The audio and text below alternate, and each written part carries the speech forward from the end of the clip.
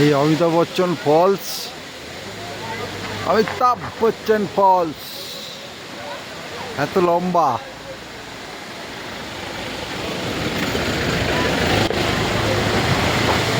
হাত ফাত এখানেই তো জমে যাচ্ছে। লাচুঙে যাব, তারপরে জিরো পয়েন্টে যাব, এখানেই হাত জমে গেলে কি করে কি হবে কে জানে।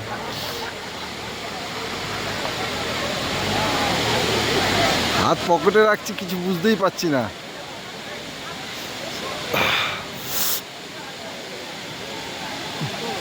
কি হবে কি জানি। সবাই খুব আনন্দ করছে এখানে। তিলক তো একদম সামনে চলে গেছে, জল ধরছে।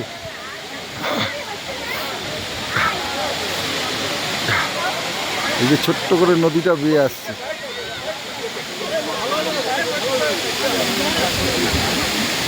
কাচের মতো জল।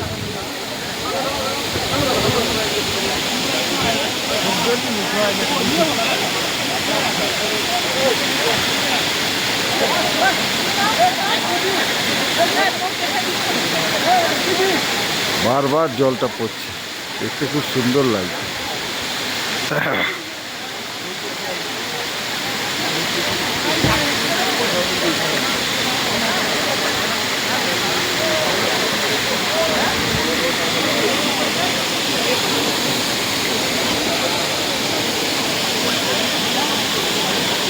আমার এই অভিজ্ঞতা পরপর দেখাবো জিরো পয়েন্ট অবধি। এখন তাহলে রাখি।